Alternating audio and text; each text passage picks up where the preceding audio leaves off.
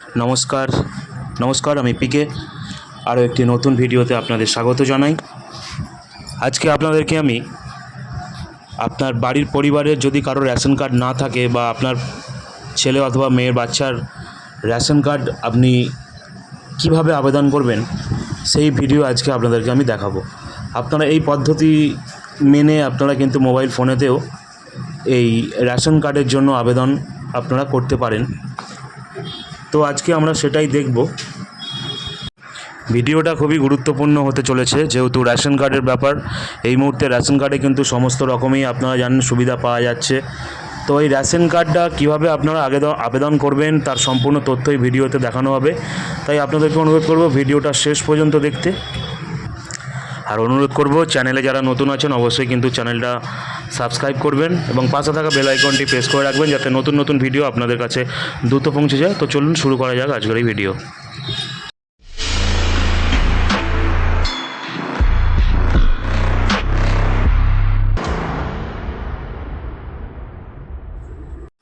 তো সবার প্রথমে আমরা ওয়েস্ট বেঙ্গল ফুডের ওয়েবসাইটটা খুলে নেব, ডাব্লিউবি ফুড বলে, অর্থাৎ রেশন কার্ডের যে ওয়েবসাইটটি আছে সেই ওয়েবসাইটটি আমরা প্রথমে খুলে নেব, ডাব্লিউবি ফুড। আপনারা এই যে জিনিসটা কিন্তু বা এই আবেদনটা কিন্তু মোবাইল ফোনের মাধ্যমে করতে পারেন। তো প্রথমেই দেখতে পাচ্ছেন আমি ওয়েবসাইটটি খুলে নিয়েছি। এই যেখানে লেখা রয়েছে ফুড অ্যান্ড সাপ্লায়ার্স ডিপার্টমেন্ট। তো এই জিনিসটাতে বা এই লিঙ্কটাতে ক্লিক করতে হবে। তো ক্লিক করার সাথে সাথেই এরকম একটা ড্যাশবোর্ড আপনাদের সামনে ওপেন হবে। এখানে দেখতে পাচ্ছেন অনেকগুলো প্রায় অপশান দেওয়া রয়েছে। তো এই যে এখানে যে সিটিজেন্স হোম বলে যে অপশানটা আছে, এই সিটিজেন্স হোমসে ক্লিক করার পরেই কিন্তু আরও একটি ওপেন হবে একটা পেজ। তো এই পেজে আপনাদেরকে কিন্তু ঠিকঠাকভাবে বা কিন্তু স্টেপগুলো ফলো করতে হবে, নাহলে কিন্তু আপনারা অন্য কোনো জায়গায় চলে যাবেন, মানে আবেদনের জায়গায় না গিয়ে অন্য কোনো জায়গায় চলে যাবেন। তো এখানে দেখতে পাচ্ছেন রেশন কার্ড রিলেটেড কিছু জিনিস আছে, এমার্জেন্সি বা এনকোয়ারি আছে, গ্রিভেন্স অভিযোগ আছে। তো প্রথমে আমরা রেশন কার্ড সম্পর্কিত কর্নার যে অপশানটা আছে ওটাতে আমরা ক্লিক করব। এখানে ক্লিক করার পরে দুখানা অপশান আরও দেখতে পাবেন, অফিস অনুমোদনের প্রয়োজন পরিষেবা এবং আধারের মাধ্যমে নিজের পরিষেবা গ্রহণ করার জন্য। তো আমরা এখানে সেলফ সার্ভিস, তো আধারের মাধ্যমে সেবা এবং অফিস অনুমোদনের প্রয়োজনীয় পরিষেবা, এই দুটো অপশানের মধ্যে আমাদেরকে বুঝে কিন্তু এটা ক্লিক করতে হবে। অফিস অনুমোদন প্রয়োজন পরিষেবা অথবা আধারের জন্য আধারের দিয়ে যে পরিষেবাটা আছে সেটা। তো আমরা এখানে অফিস অনুমোদনের যে প্রয়োজনীয় ছিল সেটাতে আমরা ক্লিক করার পরেই এখানে দেখা যাচ্ছে অনলাইন অ্যাপ্লাই অনলাইন। তো এখানে আমরা অ্যাপ্লাই অনলাইনেতে ক্লিক করব। অ্যাপ্লাই অনলাইনে ক্লিক করার পরে আমাদের সামনে আরও একটা ড্যাশবোর্ড ওপেন হবে, দেখতে পাচ্ছ। এখানে তুমি এবার কি করতে চাইছো সমস্ত ফর্ম কিন্তু এখানে চলে এসছে 4, 6, 8, 5, 14। তো যেহেতু আমরা এখানে নতুন রেশন কার্ডের জন্য আবেদন করব, এর আগে যার রেশন কার্ড নেই, অর্থাৎ বাচ্চা ছেলে বা মেয়ে, বাড়িতে নতুন ছেলে মেয়ে হয়েছে তাদের জন্য।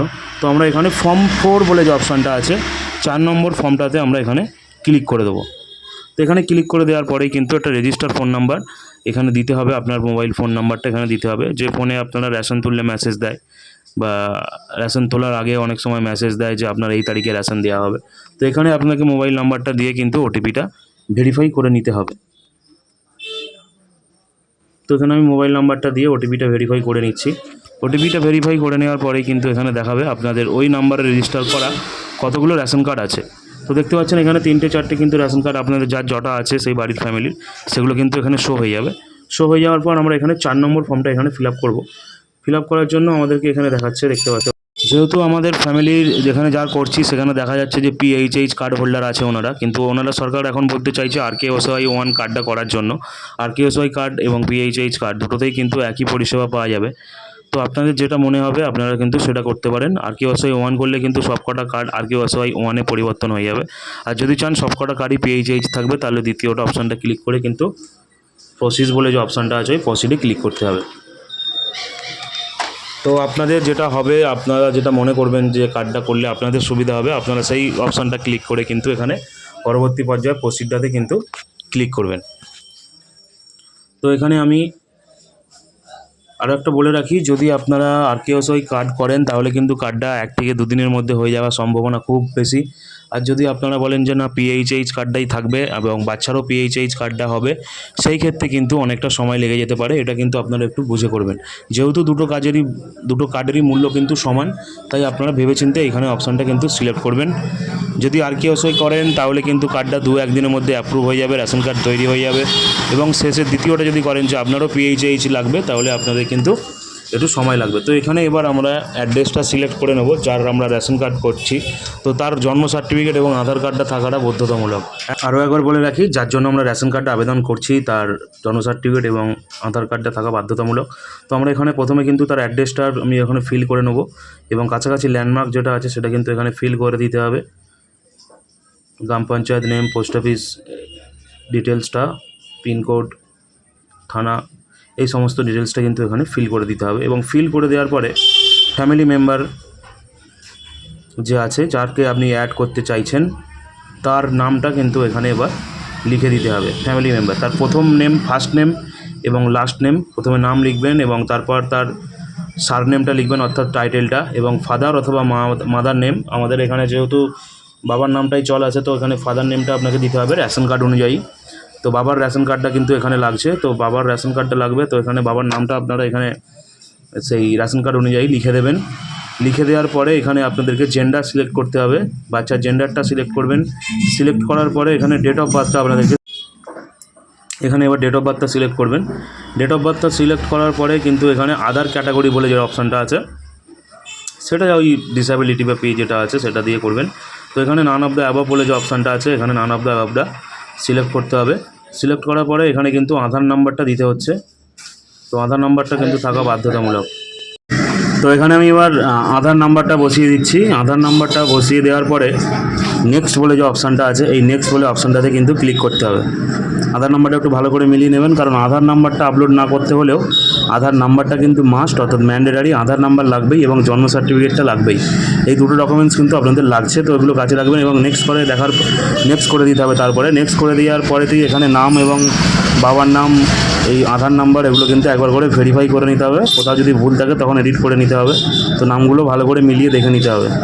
নামটা সমস্ত রকমটা ভালো করে চেক করার পরে ইটস ওকে বলে যে অপশানটা আছে, এই অপশানটা চেকবক্সটা ক্লিক করতে হবে। চেকবক্সটা ক্লিক করার পরেতেই প্রসিড বলে যে অপশানটা আছে, এই প্রসিডটা অপশানটাতে ক্লিক করতে হবে। ক্লিক করার পরেই কিন্তু আপনার ফোনেতে একটা ওটিপি চলে আসবে। এখানে আমি প্রসিড বলে অপশানটা ক্লিক করলাম এবং এখানে আরও একবার দেখাচ্ছে যে পিএইচএইচ কার্ডটাই নিতে চাইছেন নাকি আরকেএসওয়াইটা করবেন।